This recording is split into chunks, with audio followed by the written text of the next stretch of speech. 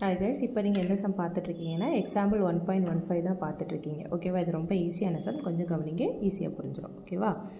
F வந்து function n to n கொடுத்துருக்காங்க. என்னது? Natural number. நேச்சுரல் நம்பர்லாம் இதில் ஸ்டார்ட் ஆகும் 1 2 3ல் ஸ்டார்ட் ஆகும். அவ்வளோதான். ஓகேவா?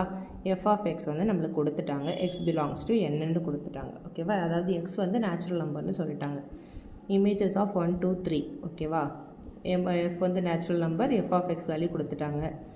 இமேஜஸ் 1 2 3க்கு கண்டுபிடிக்க சொல்லியிருக்காங்க. அப்போ எக்ஸ் வேல்யூ 1 2 3யை வச்சுட்டு எஃப் ஆஃப் எக்ஸை கண்டுபிடிக்கணும். எஃப் ஆஃப் 1 வந்து 3 of 1 + 2, அப்படி 3 வேல்யூஸுமே கண்டுபிடிச்சிருக்கோம். ஓகேவா?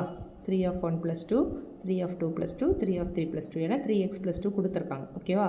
வேல்யூஸ் கண்டுபிடிச்சாச்சு. அப்போது இமேஜஸ் ஆஃப் 1 to 3 என்னது வரும்?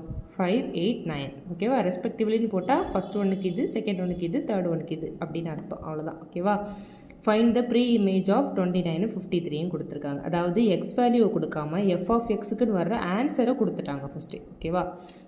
அப்போ 29 என்ன வரும்? எஃப் ஆஃப் எக்ஸ் வந்து 29னா 3x + 2, அதாவது இந்த ஃபார்முலா 3x + 2 வந்து 29, 3x வச்சுட்டு 2 அங்கே சைட் கொண்டு போகிறோம். அப்போது 3x = 27, கட் பண்ணும்போது 9 வருது. அடுத்தது அதே மாதிரி தான் 53க்கு கண்டுபிடிக்க சொல்லியிருக்காங்க. ஓகேவா?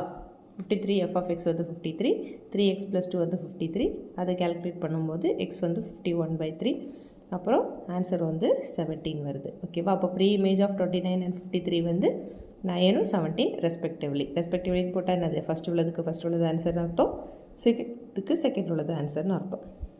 அடுத்தது ஐடென்டிஃபை த ஃபங்க்ஷன்னு கேட்டிருக்காங்க. இது என்ன ஃபங்க்ஷன்னு கேட்டிருக்காங்க. ஓகேவா? இதில் என்ன கொடுத்துருக்காங்க? 1க்கு வந்து 5 வருது, 2க்கு வந்து 8 வருது, 3க்கு வந்து 11 வருது. அப்போ எல்லாத்துக்குமே வந்து ஈக்குவலண்ட்டாக வந்துகிட்டே இருக்குது. கரெக்டாக? அதாவது எல்லா டிஃப்ரெண்ட் எலமெண்ட் ஆஃப் எண்ணுக்கு வந்து எல்லா டிஃப்ரெண்ட் இமேஜஸ் வந்து கோடொமைனில் இருக்குது. அதனால் இது வந்து F11 ஃபங்க்ஷன். ஓகேவா? அது மாதிரி இது என்னது? இன்னும் இது உண்டு. அப்புறம் 11 ஃபங்க்ஷன். ஓகேவா? அப்புறம் இந்த கோடொமைன் வந்து கோடொமைன் ஆஃப் எஃப் வந்து என்னன்னு கொடுத்துருக்காங்க. கரெக்டாக? ஆனால் ரேஞ்ச் வந்து எதுலேருந்து ஸ்டார்ட் ஆகுது? 5 8 11. அதாவது கண்டுபிடிக்கும்போது 5 8 11 தான் தொடங்குது. கரெக்டாக? நம்ம ரெண்டுமே கோடொமைன் டொமைன் ரெண்டுமே நேச்சுரல் நம்பர். அப்போ 1 2 3 1 2 3 தான் தொடங்கியிருக்கோம். கரெக்டாக? அப்போது 1 2 3 4 பாதி நம்பர் சும்மா தானே இருந்திருக்கோம். அப்போது ஒரு இந்த கோடொமைனில் ஒன்று சும்மா இருந்தாலே நம்ம என்னது வரும்? ஆன்டோ ஃபங்க்ஷன் இல்லை அப்படின்னு வந்துடும். கரெக்டாக? ஆன்டோ ஃபங்க்ஷன் இல்லைன்னா ஆட்டோமேட்டிக்காக அது என்ன ஃபங்க்ஷன் ஆயிரும்? இன்டூ ஃபங்க்ஷன் ஆயிரும். அதனால இது வந்து ஒரு 11 ஃபங்க்ஷனும் இன்டூ ஃபங்க்ஷனும். அவ்வளோதான். ஓகேவா?